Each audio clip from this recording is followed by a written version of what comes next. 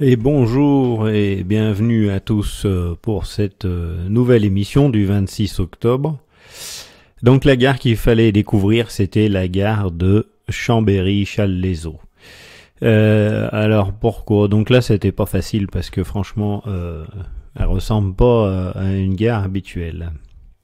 Alors la gare de Chambéry a une histoire assez compliquée. Je vous invite à jeter un œil sur internet, vous trouverez des informations, mais faut toujours se méfier de ce qu'on trouve notamment sur Wikipédia. Dans l'ensemble, c'est assez juste. Donc c'est une gare qui a subi quand même pas mal de bombardements. Si je vous avais montré cette image en premier, je pense que vous auriez tout de suite découvert de quelle gare il s'agit. Voilà. Alors pourquoi la gare de Chambéry? Parce que elle est moche. je vais en vexer beaucoup là. Je vais en vexer quelques-uns, mais non, c'est vrai que les aménagements qui ont été faits, c'est moyen quoi. Disons que dans le cadre où elle est, etc. Pour y avoir été plusieurs fois, c'est quand même assez austère. Et ce qui est assez drôle, c'est de voir la différence qu'il y a entre la gare elle-même, sa laideur, on va dire, ce qu'elle est devenue, et la beauté de sa rotonde, qui est un des plus beaux monuments de France quand même. Donc la rotonde de Chambéry, c'est une magnifique rotonde. Sous laquelle j'ai eu l'occasion de me garer, notamment avec des 6500. Donc c'était quelque chose quand même. C'est quelque chose quand même d'assez impressionnant, d'assez unique. Donc voilà, la gare à découvrir, c'était la gare de Chambéry-Challes-les-Eaux. Avant de commencer cette émission, j'aimerais faire un petit avant-propos et revenir sur l'émission qu'il y a eu il y a 15 jours sur la caténaire, les alimentations électriques, puisque cette émission, elle a fait couler beaucoup d'encre. On peut plus dire comme ça maintenant. Disons que l'émission a agité les pixels sur l'écran. Il y a eu beaucoup d'écrits et donc le sujet a été bien développé, notamment la résistance des matériaux conducteurs, et qui vont créer un échauffement. Donc effectivement, c'est important de le préciser. J'aimerais apporter 2-3 compléments. Donc d'abord, merci Arnaud et salut. Qui m'a écrit en privé aussi pour apporter des compléments. Il aurait pu remettre en commentaire, mais bon, c'était aussi le moment d'échanger. Donc il précise que en fait à l'époque du 1500 volts, quand on a commencé à alimenter en 1500 volts, les sous-stations elles étaient alimentées en courant alternatif, et du coup il fallait des redresseurs, et pour redresser le courant on utilisait des redresseurs à vapeur de mercure. Avant l'arrivée de l'électronique de puissance. Du coup, ça a demandé des installations très lourdes et beaucoup plus coûteuses, et en 1500 volts, elles sont plus rapprochées. Donc c'était une des raisons de choisir ce 25 000 volts qui s'est répandu, donc comme a précisé, alors j'ai plus les noms, comme ça a été précisé dans les commentaires, puisque c'était le courant industriel choisi pour alimenter. Mais je pense qu'on reviendra sur le sujet parce qu'il y a beaucoup à dire, normalement, notamment sur la fréquence. Ensuite, il a précisé par rapport au pantographe sur LGV. Alors, il précise que sur LGV, la caténaire, elle est à 5,08 m. Et ce, sur tout le parcours, c'est-à-dire qu'elle a une hauteur constante. Il faut savoir que la hauteur sur les lignes classiques de la caténaire, elle varie. Elle a une hauteur minimale et maximale. Donc nous, on s'intéresse surtout à son hauteur minimale, parce qu'il y a une question de sécurité. Mais elle varie souvent sous les ouvrages d'art, etc. Alors donc sur LGV, elle a une distance, elle a une hauteur constante. Je crois également qu'elle a une tension plus forte, mais alors là je suis pas sûr, j'ai pas vérifié, je vous balance ça comme ça. En tout cas pour les records du monde, je sais qu'ils l'attendent à fond. Donc du coup pour rouler sur LGV, les conducteurs ils doivent caler le panneau à 5,08 m. Donc ils appellent ça, dans le jargon du métier, on appelle ça mettre ou retirer la butée. Donc voilà les précisions qu'il a apportées, je pense, étaient intéressantes. Et également, je vais en profiter pour répondre à Gilles, qui m'a posé du coup une autre question. Donc il me demandait, et en fait elle est pas bête du tout cette question. Je pense qu'il y en a beaucoup qui vont être surpris d'ailleurs. Il me demandait s'il existait des zones sans courant. Donc oui, c'est une question vaste qui me pose. Par exemple, un changement de voie. On passe de voie 1 à voie 2, est-ce qu'elle va être alimentée ou pas alimentée? Donc là, dans ces cas-là, la voie est toujours alimentée. Alors, ce qui est important déjà en premier, c'est qu'il y a toujours la caténaire. Ça, c'est sûr, quoi qu'on fasse, où on passe, il y a toujours la caténaire. Même dans le cas où il y a un BC Panto, il y a toujours une présence de caténaire. Parce que s'il n'y a plus la caténaire, enfin, tant que la ligne est alimentée, évidemment, mais quand la ligne est installée, qu'on est sur une ligne équipée de caténaire, il y a une caténaire. Il ne va pas y avoir un morceau où il n'y aura rien, par exemple. Ça, c'est pas possible. Parce que le pantographe, il supporte pas de ne pas avoir caténaire, étant donné que lui, il n'est pas embuté comme sur LGV. C'est-à-dire que s'il n'y a plus de caténaire, le panto, il saute. Et il se retourne, et il casse. Alors, il existe des pantographes qui ont débuté, mais on va pas en parler là. Donc faut retenir qu'il casse, il s'arrache. De toute façon, il va monter tellement haut qu'il passera plus sous les ouvrages d'art. C'est ça le problème après, ou les signaux, etc. Puisqu'il est en tension complète. Si vous avez vu le film sur la 22-200, les animations 3D que j'ai fait sur la 22-200, d'ailleurs c'était la ligne de toiture avait été dessinée par Valentin. Merci Valentin, salut si tu m'écoutes. Donc on voit bien comment ça se développe avec la bielle à boutonnière, etc. Par contre, est-ce qu'il peut y avoir des portions non électrifiées en dehors de ces BC Panto et de ces coupés courants? Alors voilà, je tenais d'abord à remercier Jean-François qui a une chaîne YouTube. Je vais vous mettre le lien dans la description, qui s'appelle Trainland et qui fait du très bon travail sur l'historique des lignes, notamment dans le Tarn-et-Garonne.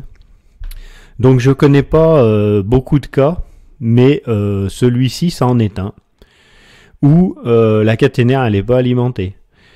Alors vous allez voir. Voilà. Donc ici, on est sur un passage à niveau en fait. Alors, si je me rappelle des explications que m'avait fourni Trainland, donc Jean-François, puisque c'est lui qui m'avait fait découvrir ce phénomène, c'est que pour alimenter la centrale nucléaire, qui se trouve pas loin, il y a des convois exceptionnels qui sont susceptibles de passer et qui ne passent pas sous la caténaire parce que c'est pas assez haut. Du coup, on a ici ce qu'on appelle un pont-levis. Donc un pont-levis de caténaire. Donc si on regarde bien sur l'image là ici, on va voir, voilà, ça c'est le signal relever le panto. Et donc à l'entrée, dans l'autre sens, là ici, on a un signal baisser panto. Et pareil de l'autre côté évidemment. Voilà. Donc là c'est bien, on les voit là sur ces images, vous voyez, relever panto. Le conducteur, il doit passer panto baissé, quelle que soit la position de la caténaire à cet endroit-là. Mais on a toujours une caténaire. De toute façon, parce que le pantographe, il saute pas. Mais il doit passer panto baissé, quelle qu'en soit la position.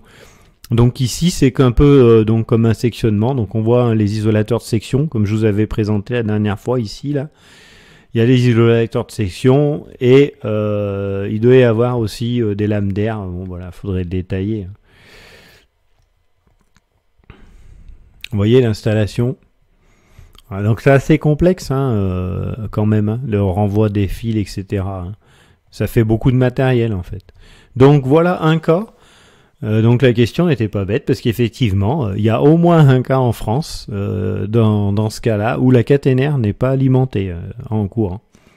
Voilà, à un endroit. Et ce n'est pas dû ni à une sousta, ni... voilà.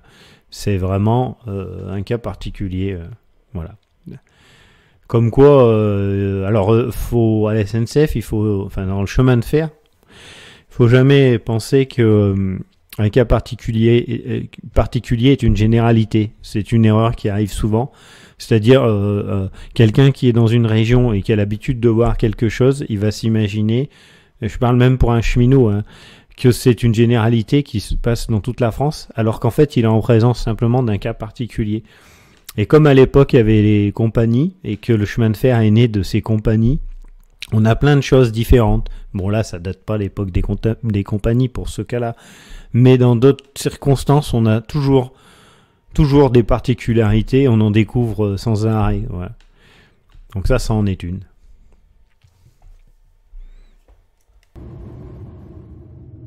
Nous allons sortir du Tarn-et-Garonne juste après ce PN. Baisser pantoufles obligatoire car la caténaire est relevable afin de laisser passer d'éventuels transports exceptionnels vers la centrale de Golfech. Ici, ralentissement à 60 pour travaux sur les berges de la Garonne. Le lien vers une vidéo spéciale est dans la description. Allez, donc c'est parti pour cette nouvelle émission. Donc je vous propose une nouvelle gare. Il y a un piège, voilà. Donc à vous de découvrir de quelle gare il s'agit. Voilà. Alors concernant cette gare à découvrir, il n'y a pas que le fait de découvrir le nom de la gare, il y a aussi la raison pour laquelle j'ai choisi cette gare. Donc, si vous trouvez la raison, mais que vous découvrez pas de quelle gare il s'agit, dans quelle ville elle se trouve, c'est pas grave, c'est aussi important de trouver la raison. Si vous trouvez la gare, ça serait bien aussi que vous me donniez la raison. Voilà. Il y a une petite subtilité. Donc, avant de commencer cette nouvelle émission, je vais passer une page d'information. Puisque plusieurs m'ont demandé l'avenir de la gare de Figeac. Donc pour rappel, Figeac, c'est une gare de bifurcation qui est située sur la ligne Arvan, donc Arvan-Figeac, pour les trains qui faisaient Clermont-Ferrand, Toulouse. Donc en fait pour aller à Toulouse en passant par le centre de la France. Et c'est une gare de bifurcation avec la ligne de Brive-Rodez. Donc cette gare a brûlé, et donc ça fait maintenant plusieurs années, et elle n'a toujours pas été reconstruite. Donc enfin le bâtiment voyageur a été racheté par la région, mais ce qui nous manque maintenant, c'est un poste d'aiguillage pour pouvoir faire passer les trains qui viennent de Clermont-Ferrand, Aurillac en direction de Toulouse, et actuellement ils sont terminus Figeac. Puisque en l'an 2000 on n'est pas capable de faire circuler des trains, de faire bifurquer des trains dans une gare si on n'a pas les signaux et tout ce qu'il faut. On sait pas faire. Et également Raphaël qui m'a demandé ce que je pensais de Raikop, donc je vais répondre à ces deux questions qui sont des questions d'info. Pour commencer, je vais vous raconter une petite histoire en fait, puisque cette guerre elle a commencé en 1914 en fait. C'est une guerre qui a commencé il y a longtemps, quelles qu'en soient les raisons, quelles qu'en soient les motivations, il y a des gens qui ont été et qui malheureusement y ont laissé leur vie. Et qui voulaient pas forcément, qui étaient malheureusement des victimes de ces aberrations. À la suite de quoi on a construit des monuments aux morts dans beaucoup de villages. Donc pour ceux qui ne savent pas, et donc là je m'adresse surtout aux plus jeunes et je vous invite à vous renseigner, à lire parce qu'il y a beaucoup de livres qui ont été écrits là-dessus, c'est important. Parce qu'on va chercher de plus en plus à tuer l'histoire de façon à mieux maîtriser l'avenir. En fait, les monuments aux morts, suite à ça, ils ont été construits souvent par l'argent des gens, en fait. C'est les gens dans les villages qui ont cotisé pour construire ces monuments aux morts. Ces monuments aux morts, ils ont été placés volontairement dans des endroits où on les voyait. Donc vous pourrez regarder dans les vieux villages, vous verrez que ces monuments, ils ont souvent à des bifurcations de route, à des entrées de villages, pour que justement on se rappelle et qu'on n'oublie jamais ce qui s'est passé, et également les personnes qui ont été là, qu'on se rappelle des noms qui sont marqués, puisque souvent dans les vieux villages, on retrouve des descendants de ces gens-là, puisque ces noms existent toujours. Il y a à peu près maintenant plus de 10 ans, hein. Ouais, je dirais plus de 10 ans, 15 ans, 14 ans, c'était sous Sarko Ier, où l'État a donné des subventions pour pour refaire le cœur des villages. Donc si vous étiez dans les villes, vous l'avez pas vu, mais ceux qui ont vécu, qui vivent dans les villages, l'ont vu. Donc les mairies ont touché des subventions pour refaire les centres des villages, donc aménager, refaire des goudrons, faire des passages piétons, des dodanes, voilà, tout un tas de trucs. Et donc des délégations sont arrivées pour discuter avec les maires de ce qu'ils allaient faire, etc., et donner leur avis en leur expliquant, faudrait faire ci, faudrait faire ça. Donc souvent des personnes jeunes qui avaient fait des études d'architecture, de décoration, et qui ont jugé utile de déplacer les monuments aux morts. Donc dans beaucoup de villages, ces monuments aux morts ont été déplacés parce qu'il fallait oublier, parce qu'il fallait passer à autre chose, parce que ça faisait pas beau. Dans mon village, moi, je m'y suis opposé, donc je ne veux pas rentrer dans les détails, mais j'ai quand même, malgré tout, réussi à leur faire comprendre que non, qu'il était hors de question de le bouger, parce que déjà, ça leur appartenait pas, puisqu'il avait été payé par les gens, par les citoyens de l'époque, et ensuite qu'ils avaient voulu qu'il soit là, il fallait respecter le fait qu'il soit là. Bon, par punition forcément, il n'a pas été, on va dire, nettoyé, amélioré. On aurait pu par exemple le rendre, je sais pas moi, rendre certains monuments plus qui s'imprègnent mieux dans le décor, sans pour autant les supprimer ou les déplacer, parce que mettre un monument aux morts derrière dans une cour isolée où on le verra pas, je vois pas la différence, autant le mettre directement à la poubelle. Bref. Et il a pas bougé. Alors vous allez me dire, mais pourquoi il nous parle de ça? Quel rapport avec le train? On en a rien à foutre. Effectivement, c'est pas du train. Mais là où je vais en venir, c'est que dans le train, que ce soit SNCF ou pas, il y a beaucoup de cheminots qui ont perdu leur vie et qui ont donné leur vie pour le rail, malgré tout ce qu'on peut lire sur la collaboration des chemins de fer avec l'Allemagne. Quand on a un pistolet derrière la nuque, on fait pas le mariole. Donc en général, la guerre du rail a bien eu lieu, et c'est des cheminots de l'ombre qui ont agi en cachette pour saboter et contrecarrer les plans. Parmi toutes ces personnes, il y en a beaucoup qui sont mortes. Et si vous regardez, dans plein de gares, il y a des stèles qui rappellent ces événements, qui rappellent les camarades qui sont tombés, etc. Voilà. Bon. Alors là où je veux en venir, et c'est là le sujet, c'est la gare de Figeac. Puisque, il faut le savoir, alors je voulais vous le dire parce qu'il fallait que vous le sachiez, vu que moi, ça ne m'appartient pas à moi, ça nous appartient à tous. La gare de Figeac a été vendue à la région.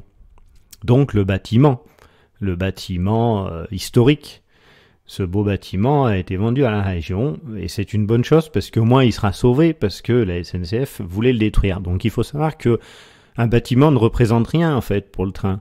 C'est-à-dire que dans ce bâtiment il y avait le poste d'aiguillage. Donc ils veulent reconstruire un poste d'aiguillage à côté. Et le bâtiment, ils en ont pas besoin. En fait, la gare, elle permet pas de faire circuler le train. C'est pas elle qui fait circuler les trains, c'est les signaux. Et la gare, elle représente qu'un bâtiment. Sur cette gare, il y avait une stèle, forcément, des victimes des deux guerres, donc qui étaient accrochées au mur. Et le problème s'est posé de savoir, alors, est-ce que le problème s'est posé ou pas? J'en sais rien, mais en attendant, la SNCF s'est vite empressée d'enlever cette plaque, puisqu'elle n'avait plus sa place sur un bâtiment qui n'était plus SNCF. Et du coup, ils sont en train de discuter pour savoir où c'est qu'ils vont la mettre, vu qu'il n'y a pas beaucoup d'autres bâtiments où on peut la mettre. Et ils ont qu'à l'accrocher dans un arbre. Moi, je pense que c'est la meilleure place, hein.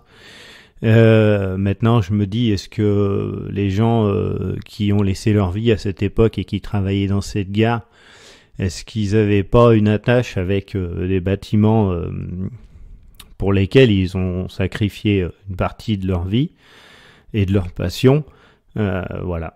Donc ça, c'était pour la petite histoire et la petite info concernant alors cette chose, elle paraît anodine, mais je pense que quand on pense à Raikop, etc., le problème, il y en a pas en fait de problème parce qu'ils l'ont résolu, mais ce fait-là, il va se reproduire, à mon avis, il va se reproduire de partout où on perdra des bâtiments au fur et à mesure que ça va disparaître. Et le jour où la SNCF elle disparaît, on va peut-être faire une grande pile de toutes les stèles qui sont affichées sur les murs.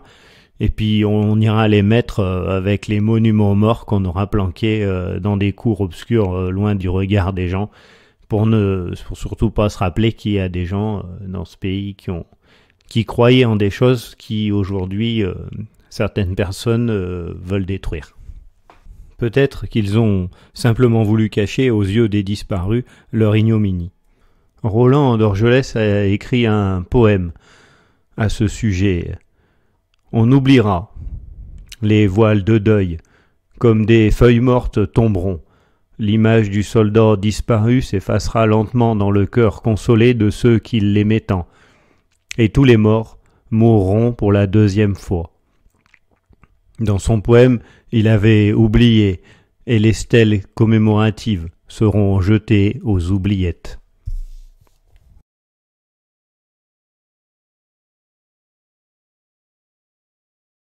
Alors pour finir avec la gare de Figeac, concernant les dernières informations que j'ai reçues, un nouveau poste d'aiguillage devrait être construit.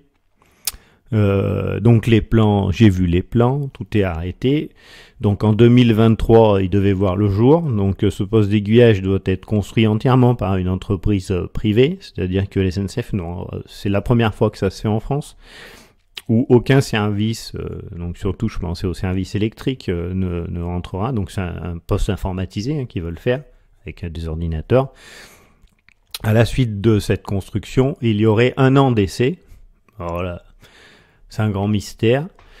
Je sais même pas si quand ils envoient les navettes dans l'espace, ils font 1 an d'essai pour savoir si ça fonctionne bien suite aux travaux qu'ils ont fait, etc. Donc en 2023, on devait voir ce poste finalement, ça serait repoussé jusqu'en 2026. Voilà. Et donc il parlerait même de plus faire aller les trains d'Aurillac jusqu'à Figeac, mais qu'il soit terminus morse, c'est-à-dire une gare bien en amont. Donc je pense qu'à terme ils veulent carrément supprimer cette ligne.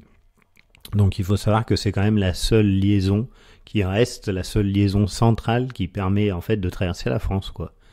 Donc si cette ligne était fonctionnelle comme elle l'était avant, et même si elle l'était maintenant avec les moyens de maintenant, c'est quand même beaucoup mieux pour se rendre, admettons, de Clermont-Ferrand à Toulouse, ou etc. C'est des options supplémentaires qui sont en train de sauter. Donc voilà pour la gare de Figeac. Alors maintenant, je vais répondre à Raphaël concernant Raikop. Donc Raikop, ils veulent faire rouler plein de trains. Donc l'idée, elle est bonne en fait. Alors ça va être un sujet qui fâche parce qu'il y a beaucoup de, forcément, les mécanos, les conducteurs, les agents, les cheminots de la SNCF, ils sont remontés, ils sont pas contents. C'est normal puisque on se rend compte que il y a une possibilité de faire rouler des trains qu'on aurait voulu faire nous. Et que c'était bien une volonté de ne pas faire rouler ces trains pour laisser de la place à des entreprises privées. Donc Raikop il s'est positionné. Alors je ne veux pas parler de tous les sillons qu'il veut faire rouler, et je vais parler seulement de 2. Donc premièrement le sillon phare, on va dire, c'est Lyon-Bordeaux. Donc Lyon-Bordeaux, c'est une ligne que j'ai souvent parcourue. Étant jeune, même en cabine de conduite d'ailleurs, avec les turbotrains.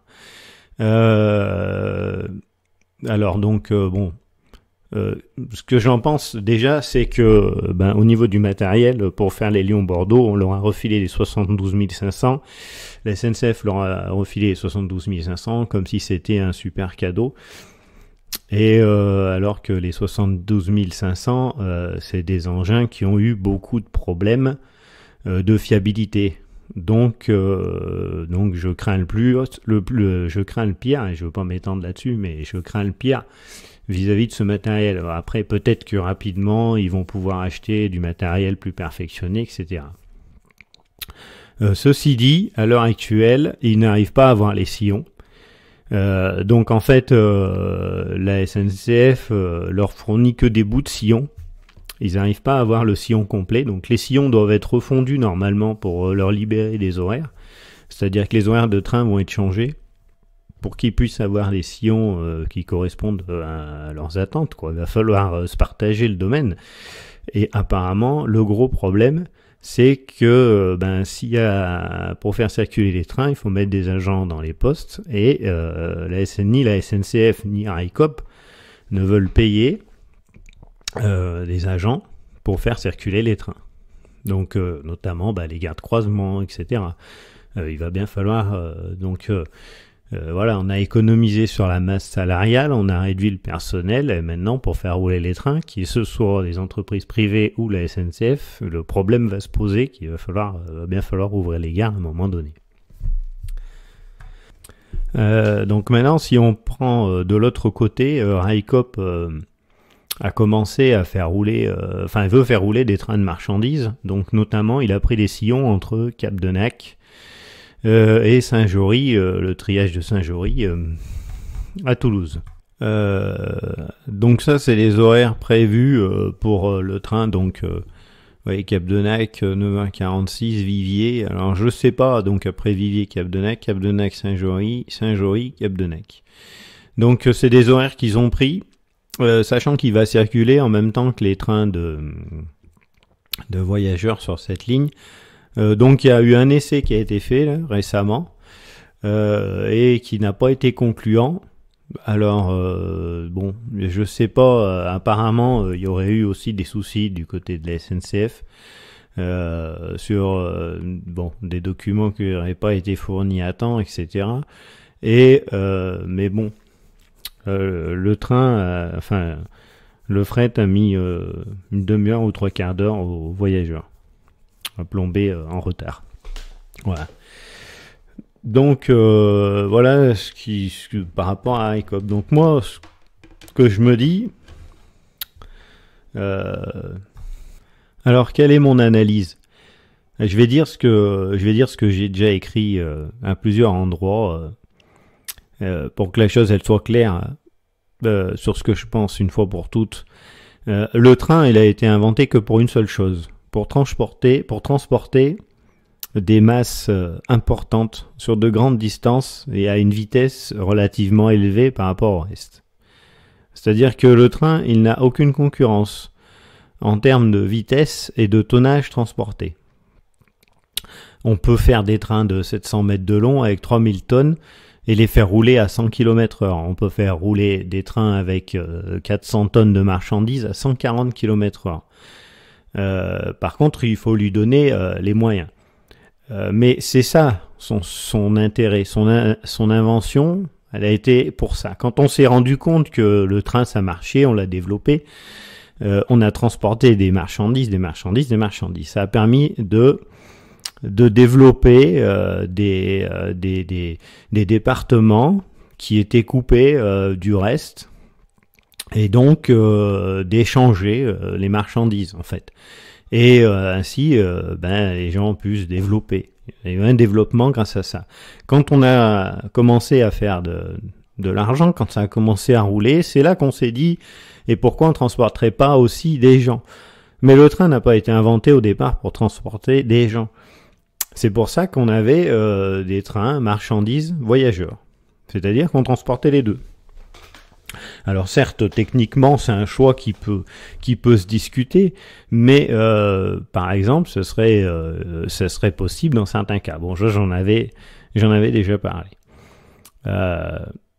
À l'heure actuelle, si on veut que le train, il est pas là pour être rentable, contrairement à ce que pensent nos grands décideurs. Puisque si on demande au train d'être rentable, eh ben on va peut-être aussi demander aux agents municipaux d'être rentables. Il va falloir qu'ils soient rentables, et puis si on veut aller jusque-là, ben il faudrait peut-être que les ministres et les présidents soient rentables aussi. C'est un service, c'est pas quelque chose qui peut être rentable. Donc ce qu'il faut, c'est développer le marchandise pour qu'il puisse subvenir aux besoins du voyageur. Donc il faut une unité pour que ça puisse fonctionner. Une entreprise qui fera que quelques sillons en voyageurs, il aura beaucoup trop de dépenses, ça va lui coûter beaucoup trop cher par rapport à ce que ça va lui rapporter, ou alors il va falloir mettre des prix du billet absolument exorbitants. Secondo, il faudrait exploiter les gens qui vont travailler pour cette entreprise. C'est ce qu'on va chercher à faire. Mais ça va pas suffire. Il y a un moment donné, on aura beau réduire les coûts sur le salarié, ça va pas permettre de développer assez de bénéfices.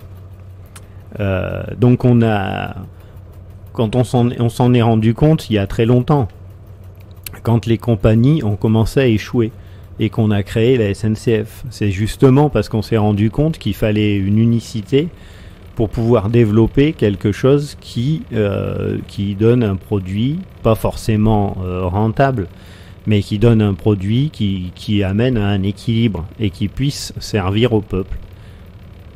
Alors, Railcoop, c'est une bonne idée, dans le sens où ils veulent sauver le train. Faire des choses, ils vont s'implanter, etc. Mais moi, je me dis, alors je veux pas m'adresser, je m'adresse pas ici aux sociétés qui vont faire rouler des trains, que ce soit la SNCF ou Railcoop ou une autre. Je m'adresse aux hommes politiques qui ont décidé de gérer de cette façon le train en France, et je leur demande qu'est-ce qui vous fait croire que vous allez réussir là où les anciens ont échoué. Alors, si on me disait qu'est-ce que je propose, parce que c'est bien beau de critiquer les décisions qui sont prises, mais qu'est-ce qu'on peut faire? Si j'avais le pouvoir de décider, je pense qu'il faudrait recréer une unification plutôt que de diviser, et amplifier cette unification au niveau déjà de la signalisation des voies. C'est-à-dire que même encore aujourd'hui, il y a trop de traces de différences par rapport aux compagnies qui se sont succédées. Il faut une unification complète, poussée vers la sécurité, au point d'imposer cette unification ensuite aux autres pays, en se basant sur celle qui aura la plus grande sécurité. Développer les voies, développer des gares d'échange intermultimodal. Il faut développer un échange entre le train et les camions de proximité. Voilà ce qu'il faut. Cadencer les lignes, mettre plus de monde. Le fait de remettre un trafic marchandises plus conséquent, ça oblige à mettre plus de personnel dans les gares. De ce fait, ce personnel coûte moins cher puisqu'il va être amorti par l'argent qui rentrera. On ne peut pas parler de bénéfices, mais par l'argent qui va rentrer de ce transport de marchandises. Et ensuite, ça va fluidifier le trafic de telle sorte que on pourra pallier rapidement dès qu'il y aura un incident. Alors que dans le cas inverse, ce qui est en train de se passer, c'est une division du système et il va y avoir de plus en plus de retard ça sera de plus en plus cher et ça ne marchera pas. Donc il faut une unification du système pour pouvoir permettre qu'un train puisse dépanner, concrètement qu'un train puisse dépanner un autre train, que dans chaque gare on va pouvoir remodeler des trains, les garer et ainsi pallier à tous les inconvénients qui pourraient arriver, ce qui donnerait un trafic beaucoup plus fluide, beaucoup plus fiable et donc un vrai service à la personne, que ce soit aux voyageurs ou que ce soit aux entreprises pour le transport de leurs marchandises. Alors je vais commencer tout de suite avec une question je vais pas le dire. Donc si je vous dis quel est le signal de du chemin de fer à la SNCF, quel est le signal de la SNCF, peut-être beaucoup vont me répondre le carré. Eh ben il y a un nom, le signal. Le signal de la SNCF, c'est l'avertissement. Donc je vais essayer de vous le détailler. Donc en fait, je vais répondre à la question de Frédéric Parisot qui m'a demandé qu'est-ce que c'était la visa en fait. Et je peux pas répondre à ça sans parler de l'avertissement, puisque la visa est directement liée à l'avertissement. Donc je vais prendre un cas tout simple. Hein. Donc ici on a un voie libre, un avertissement et un sémaphore. Donc déjà qu'est-ce que l'avertissement L'avertissement donc c'est un signal qui annonce au conducteur un signal d'arrêt. Donc ça va être ou un signal d'arrêt ou un feu rouge clignotant, puisque le feu rouge clignotant n'impose pas l'arrêt. Mais l'avertissement, il peut annoncer un heurtoir. L'avertissement peut annoncer un panneau éteint. Alors j'explique. Si par exemple ce signal ici, il s'éteint, là, ce signal là ici, il va passer à l'avertissement. C'est-à-dire qu'un avertissement, il peut annoncer un signal éteint. C'est une sécurité. Dans le cas où un signal s'éteint, il va être annoncé par l'avertissement. L'avertissement, il peut également annoncer donc un sémaphore ou un carré. Et en voie unique, l'avertissement, il peut annoncer aussi un signal d'arrêt à main. C'est-à-dire qu'avant l'entrée d'une gare, l'avertissement, il va imposer plein de choses au conducteur. Déjà, il peut lui annoncer un TIV 30 ou 40 avant l'entrée en gare. Il peut lui annoncer un guidon d'arrêt, il peut lui annoncer un signal d'arrêt à main, implanté sur le quai par exemple, à l'approche de l'endroit où il doit s'arrêter. Donc je ne vais pas rentrer plus dans les détails de ça. C'est pour vous dire que c'est vraiment le signal de la SNCF, du chemin de fer, de la SNCF en France. Donc l'avertissement, il impose au conducteur d'être en mesure de s'arrêter avant le signal d'arrêt annoncé ou d'observer un feu rouge clignotant. Donc c'est-à-dire que on arrive ici en pleine vitesse, le conducteur il voit le signal, il va ralentir pour être en mesure de s'arrêter avant le sémaphore, dans ce cas précis puisque c'est un sémaphore. Ce qui s'est passé bien avant le KVB, on n'avait pas de vitesse, pas de méthodologie imposée. Le conducteur envoyait l'avertissement, il freinait et il essayait de s'arrêter avant le signal. Et comme tout ce qui à la SNCF est apparu au fil des années, a découlé des erreurs qui se sont passées en fait. Ça découle d'erreurs passées, la réglementation. Et en fait, on s'est dit, pour plus de sécurité, il va falloir imposer une méthodologie à l'approche du signal. Alors souvent, on associe cette méthodologie au KVB. Donc, pour ceux qui savent pas, le KVB, ça veut dire contrôle de vitesse par balise. C'est un contrôle ponctuel. Alors, il existe des transmissions continues, mais on va pas en parler. Donc le KVB, c'est des informations ponctuelles, c'est-à-dire qu'à tel endroit, il va vérifier, il va donner une indication pour dire hop, il va se passer ça, hop, il faut que là, à tel moment, il soit comme ça, voilà. Mais il a pas si la position du signal change en cours de route, lui, il le voit pas. Il connaît la position du signal au moment que le train franchit le signal. Et il permet d'arrêter le train, donc contrôle de vitesse par balise, si le train va trop vite, ou s'il ne décélère pas, comme ici par exemple, pour respecter l'arrêt avant un signal. S'il décélère pas, il y a un risque à ce moment-là, le KVB va arrêter le train. Mais en fait, c'est deux choses différentes. La VISA et le KVB, c'est deux choses différentes. Donc la VISA, ça signifie textuellement, sa définition, c'est vitesse sécuritaire d'approche. Donc en fait, c'est une méthodologie qu'on a mis en place pour s'assurer que le conducteur arrive à une vitesse maîtrisée et sécuritaire de manière à pouvoir respecter le signal annoncé. Donc la VISA, elle se découpe en fait en 3 phases. Alors j'ai vu pas mal de choses en cherchant des schémas sur internet et qui sont fausses. Beaucoup de choses fausses. Alors souvent, donc il y a une première règle dans la VISA, là, ici.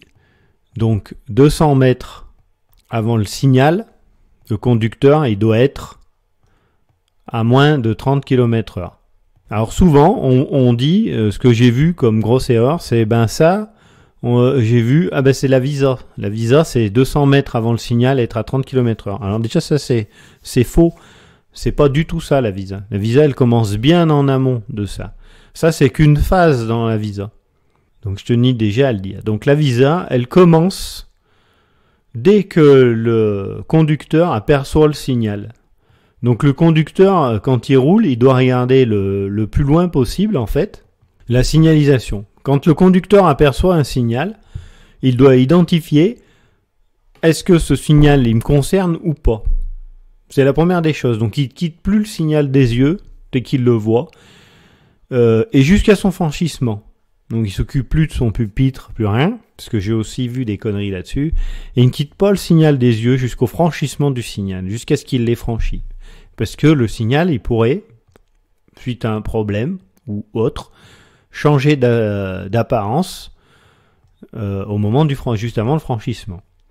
Donc, le conducteur, il doit le visualiser et identifier s'il le concerne. Donc, une fois que le conducteur il a observé que ce signal le concernait bien, c'était bien celui qui était pour sa voie, il doit une obéissance passive et immédiate, c'est-à-dire qu'il doit immédiatement appliquer ce que lui ordonne ce signal, sans se projeter sur ce qu'il peut y avoir après.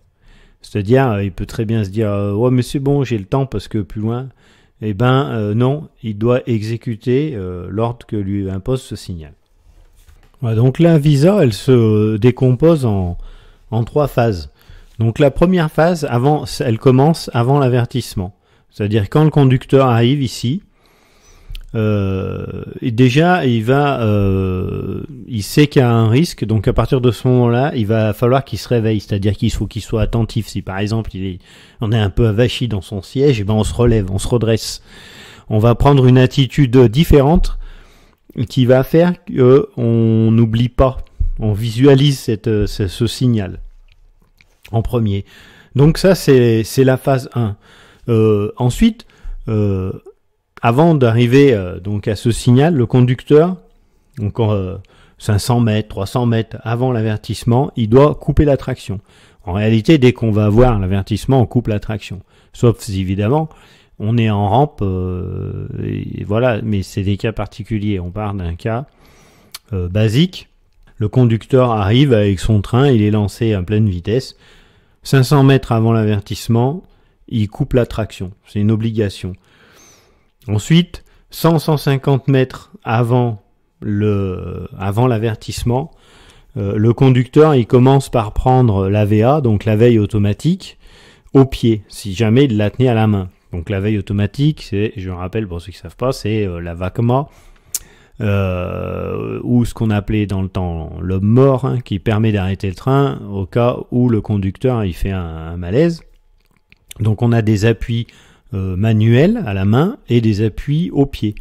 Donc dans ce cas précis, on prend l'appui au pied pour se libérer les mains, parce qu'on va avoir besoin des deux mains, une main pour acquitter le signal qui va répéter en cabine en appuyant sur un bouton, et une main pour tenir le manipulateur de frein. Donc, avant l'avertissement, 100 mètres avant l'avertissement, le conducteur il prend sa VA au pied. Et compte tenu de son train, de sa masse, s'il arrive à la vitesse limite, par exemple on est sur une ligne à V160 et le conducteur arrive à 160 km/h, il freine. Il freine 100 mètres avant l'avertissement.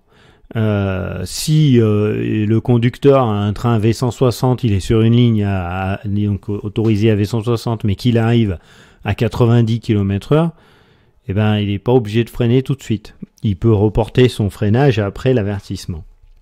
Quoi qu'il en soit, il a coupé sa traction. Au moment où on franchit l'avertissement, on fait ce qu'on appelle une verbalisation, c'est-à-dire qu'il va prononcer à voix haute le mot avertissement. Cette méthode de procédé permet de ne pas oublier le signal, parce qu'en fait le fait de prononcer une phrase à voix haute, ça l'ancre au niveau cérébral, de manière à ce que le conducteur il n'oublie pas son avertissement quand il va se trouver entre le signal annoncé et l'avertissement. Alors vous allez me dire, mais il va pas l'oublier. C'est ce qu'on appelle des ruptures séquences. En fait, ça, voie libre, avertissement, sémaphore, ça s'appelle une séquence. Donc on va découper par séquence la signalisation qu'on va décoder. Au milieu de cette séquence, il peut très bien se passer un événement. Je sais pas moi, des gamins qui traversent la voie d'un coup. Le conducteur siffle et les gamins s'en vont. Il met un coup de frein et siffle. Ensuite, il dit « Oh merde, il faut que j'appelle le régulateur pour signaler comme quoi il y a des gamins. » Et bien là, ça fait une rupture de séquence. Et il peut oublier son avertissement. Donc, on doit verbaliser cet avertissement. Alors, à ce titre, il y a une vidéo que vous pouvez trouver sur Internet, il faudrait que je vous mette le lien, qui s'appelle « Rupture de séquence », justement, qui explique bien ce phénomène. Et qui est assez dur, hein. Il est bien réalisé. Hein. Donc en premier, il va donc verbaliser cet avertissement quand il va être dans cette phase-là. Donc on est toujours dans la phase 1 de la VISA. Donc quand il va verbaliser, la machine va passer, la machine elle va passer sous l'avertissement et là ça va sonner en cabine par on appelle la répétition optique des signaux, la RSO. Donc le train va renifler un crocodile. C'est le nom qu'on lui donne. Donc qui se trouve sur la voie, qui va émettre un courant. En cabine, il va y avoir un bip d'attention et un petit voyant qui clignote. Et le conducteur, il appuie sur un bouton pour acquitter. S'il appuie pas, ça va déclencher les opérations d'arrêt automatique du train. Donc pour éviter que justement s'il y a quoi que ce soit, ça va arrêter le train pour éviter de franchir un signal fermé. Donc une fois qu'il a passé ce parti, notre conducteur il rentre. Donc là on est toujours là c'est la phase 1. Et ensuite ici on va avoir là, ça devient un peu le bordel mon schéma. Ici il me faudrait un plus grand tableau. Ici, on va arriver dans ce qu'on appelle la phase 2. Donc la phase 2, c'est la recherche de l'obtention d'une vitesse maîtrisée de façon à pouvoir s'arrêter avant le signal qui est annoncé. Donc c'est-à-dire que si notre conducteur n'a pas mis le coup de frein tout de suite dans la phase 1 parce qu'il n'est pas à vitesse limite de la ligne, c'est ici qu'il va placer son freinage. Donc en fonction de son train, de sa vitesse, de sa masse. Donc c'est encore une fois relative. Et là, c'est la phase 3. Ce que souvent on appelle la VISA, c'est la phase 3 de la VISA en fait. C'est la zone d'approche. Donc là, dans cette zone, il doit être à moins de 30 km/h 200 mètres avant le signal. Alors on a fixé cette base. Alors c'est vrai parce que au niveau KVB, donc ce qui nous contrôle, et je vais pas en parler là parce que c'est pas le sujet, le KVB effectivement si on est à plus de 30 km/h 200 mètres avant le signal, il va émettre des alertes et voir arrêter le train. Mais en réalité, il peut le faire aussi très bien en zone 2 si le conducteur effectue aucune action. Il va pas avoir le temps d'arriver dans la zone 3 pour être pris en charge par le KVB. Donc c'est un peu idiot de parler du KVB, même si c'est quand même repris officiellement dans les textes. Donc en phase d'approche, le conducteur il doit arriver à une vitesse maîtrisée du signal. Donc pour être en mesure de s'arrêter devant le signal, avant le signal fermé, ou de respecter un feu rouge clignotant. Donc, pour rappel, vite fait, pareil, le feu rouge clignotant n'impose pas l'arrêt, parce que justement c'est un sémaphore qu'on a mis clignotant parce qu'il est dans une zone où ça sera embêtant qu'on arrête les trains, donc on tolère qu'il passe, donc à une vitesse inférieure à 15 km/h. Le conducteur peut franchir le signal à une vitesse inférieure à 15 km/h et tout de suite il est en marche à vue. Donc c'est les trois phases principales de la VISA. Alors, je ne vais pas parler de la reprise de marche si le signal y s'ouvre. On va rester sur ces phases. Donc, pour répondre à Frédéric, donc voilà, la VISA, c'est la vitesse sécuritaire d'approche qui est découpée en trois phases. L'observation du signal, savoir s'il concerne, la prise en compte de ce signal et un commencement de freinage si on arrive à la vitesse limite de la ligne. Une phase 2 qui est une phase où on va rester concentré, on va rechercher l'obtention d'une vitesse qui permet de s'arrêter avant ce signal. Voilà, c'est une phase, c'est pas la phase d'approche, mais c'est une phase intermédiaire, on va dire, et qui peut être longue puisque les signaux peuvent être quand même espacés. Et la phase 3 qui est vraiment là la phase d'approche où il faut arriver à la vitesse la plus réduite possible compte tenu du temps, du brouillard qu'il peut y avoir et également des autres signaux qui peuvent se trouver à côté, donc savoir si c'est bien notre signal si c'est bien le signal qui nous concerne que l'on voit. C'est la phase numéro 3. Donc voilà pour répondre sur cette histoire de VISA. À Philippe. Je vais répondre à la question de Thierry B. Donc ça fait un petit moment là, il m'a posé la question, une question bête, elle est pas bête du tout, concernant l'acquittement de certains signaux fermés, TIV, etc. Donc en fait tous les signaux fermés répètent. Quelle procédure adopter si par distraction, mauvaise visibilité ou autre raison, nous n'ayons pas reconnu le signal en question, mais qu'il est bel et bien répété en cabine. Alors salut Thierry, en fait il y a deux questions en une. Donc on rentre dans un cadre qui s'appelle les anomalies. Donc ça peut être ou des anomalies de signalisation, les problèmes on va dire, les emmerdes.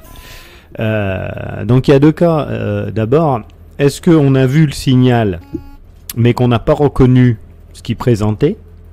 Exemple, on voit un TIV mais on ne reconnaît pas le taux. On ne sait pas combien il est, si c'est un TIV à 50, à 60, et il répète. Ou est-ce qu'on voit rien du tout et il répète? Et ça répète en cabine. Donc ça répète fermé. Donc petit rappel. Alors pour commencer, il faut d'abord que j'explique brièvement ce que c'est que la répétition des signaux. Donc sur les voies, on va avoir ce qu'on appelle des crocodiles à l'endroit de la signalisation. Donc ça peut être des panneaux lumineux, ça peut être des TIV, des tableaux, des signaux qui vont répéter. Donc on a un crocodile, donc ça ressemble à ça. Donc c'est une pièce métallique assez longue qui va, quand le signal est fermé, elle va émettre un courant. Voilà. Quand le signal est ouvert, elle émet pas de courant. Voilà, très simple. Sur la machine, sous la machine, on va avoir ce qu'on appelle une brosse. Donc là, vous aurez compris, la brosse va frotter sur ce crocodile et s'il y a du courant qui est émis dans ce crocodile, le courant va remonter par la brosse dans la cabine de conduite. Ce courant va déclencher le clignotement d'une lampe qui s'appelle LSSF, lampe de signalisation de signaux fermés. Et cette lampe, elle va se mettre à clignoter. Il faut appuyer sur un bouton pour arrêter son clignotement. Dans le cas où on n'appuie pas sur le bouton, alors de mémoire, il doit y avoir 5 secondes, 6 secondes à peu près. Je sais plus exactement, mais je dirais 5 secondes. Dans le cas où on n'appuie pas sur ce bouton, dans ce laps de temps, ça va déclencher les opérations d'arrêt automatique du train. Ouverture de l'ACG déjà, et ouverture du QT ou du disjoncteur, donc ce qui va couper la traction sur l'engin moteur, et mise à l'atmosphère de la conduite générale de frein, donc provoquer le freinage complet, le plus puissant possible du train. Voilà ce qui va se passer. Alors on va partir du principe que le conducteur, il sait qu'il y a un signal, il a vu, mais il n'a pas reconnu en fait ce qu'il a indiqué. Donc ici on a un TIV 70, le conducteur il arrive, ça bip, bip, voilà, il appuie pour éteindre l'SSF, mais il n'a pas reconnu le taux indiqué par le TIV. Alors ça peut être, alors comme dit Thierry, ça peut être parce que il n'a pas vu à ce moment-là, etc. Mais ça peut être aussi parce que le signal, il est maquillé ou tagué. Donc dans ce cas-là, le conducteur, il voit pas. Donc le conducteur arrive. Donc ici, quand on représente un trait comme ça, c'est la vitesse. Donc le conducteur, il roule, admettons à 100 km/h. Il entend le bip et il n'a pas reconnu le signal. Il va aussitôt se mettre en marche à vue. C'est-à-dire qu'il va freiner et se mettre en marche à vue le plus tôt possible. Donc la marche à vue, je vais pas vous faire la définition parce que ce serait le sujet d'une autre question. C'est-à-dire que le problème, c'est que quand on se pose un problème, un problème ou une question à un problème ou à un incident qui peut survenir, ça fait rentrer plusieurs notions en jeu. Et je peux pas détailler toutes les notions parce que sinon on n'en finirait pas. À chaque fois, on partirait sur une branche différente. Donc le conducteur, il se met en marche à vue. Donc la marche à vue, elle a une vitesse limite qui est 30 km/h, mais c'est une vitesse maximum. Donc le conducteur, il sera bien en dessous de cette vitesse. Et il avance à vue, c'est-à-dire qu'il doit obéir à un signal qui pourrait se présenter en marche à vue. Si on présente un carré, hop, le conducteur, il doit être en mesure de s'arrêter immédiatement. Donc le conducteur, il va se mettre en marche à vue aussitôt que possible et il doit respecter cette marche à vue. Donc ça, c'est un règlement. Une fois qu'il y est dans cette marche à vue, il doit respecter cette marche à vue sur une distance au moins égale à celle de ce qu'on appelle la DCO. Donc là, je suis obligé de l'expliquer. Donc on rentre encore dans une nouvelle notion, c'est la DCO. Donc je développerai ça aussi pareil dans une autre question. On appelle ça, c'est la distance de couverture des obstacles. C'est-à-dire que, pour faire simple, si un conducteur constate un obstacle sur la voie, mais que cet obstacle, il ne le concerne pas, et il va concerner le train qui arrive en face. Le conducteur, il doit respecter une distance, il doit aller à l'avant du train qui est susceptible de se présenter, sur une distance reprise sur des documents et qui correspond à ça, à cette distance de couverture des obstacles. Donc on a fixé une distance minimale que le conducteur il doit parcourir à pied, en courant, pour arrêter un train, c'est-à-dire en lui présentant une torche à flamme rouge allumée, en mettant des pétards sur le rail, en faisant signe au train de s'arrêter. Donc en général, cette distance, elle est de 1500 mètres. En fait, elle dépend cette distance de la vitesse de la ligne. Donc sur les lignes où on roule à V200, cette distance, elle est de 2000 mètres. Donc on appelle cette distance la distance de couverture des obstacles. Donc elle est reprise dans plein de notions en fait. Alors vous allez me dire quel rapport avec... ouais. En fait, cette distance de 1500 mètres, elle est pratique parce que dans le cas précis, le conducteur il se met aussitôt en marche à vue et normalement, quand il aura parcouru cette distance de 1500 mètres, dans pratiquement tous les cas, il aura trouvé un signal qui va lui indiquer la vitesse qu'il doit respecter. Par exemple ici, le conducteur il a eu un 70 mobile fermé, il l'a pas vu, donc c'est un TIV d'annonce, il se met aussitôt en marche à vue. Hop, il arrive sur ce signal et là il voit un 70 d'exécution. Le conducteur, il sait que ce qu'il a rencontré, il y a toutes les chances pour que ce soit le TIV d'annonce limité à 70. Mais pour autant, il ne reprend pas sa vitesse. Il est obligé de continuer sa marche jusqu'à la fin de la DCO. Vous voyez, c'est une distance sécuritaire.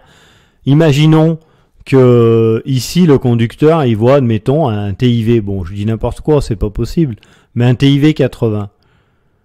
Voilà, d'exécution comme celui-ci, hein, mais ici. Le conducteur, admettons, il arrive, il dit ah bah tiens, c'était le 80, c'est ça que j'ai eu, et il reprend sa vitesse à 80 et bam, il tombe sur le 70.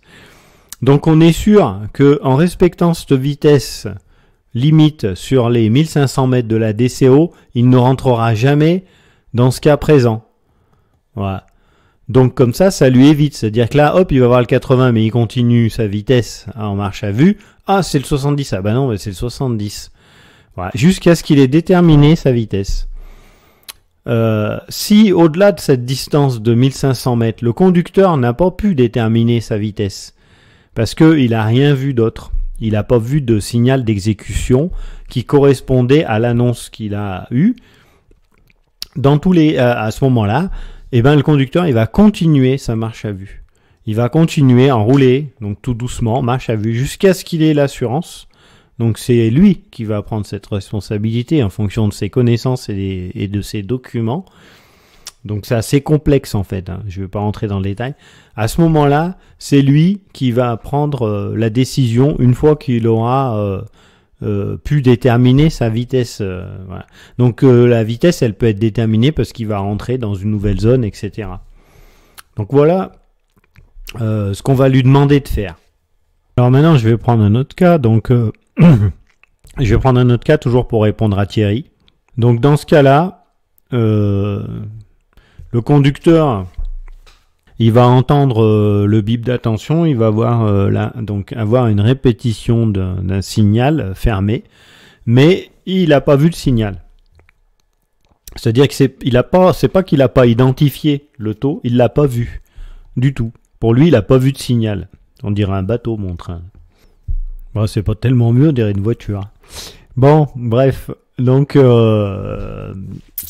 il n'a pas identifié, il a pas identifié de signal, rien. Donc là, dans le cas où le conducteur, donc c'est ce qu'on appelle une répétition de signal, sans signal. Donc on va prendre le cas où le conducteur il est en pleine ligne. Donc admettons, ça peut arriver, admettons un TIV de chantier, puisqu'on les a vus la dernière fois, qui serait renversé.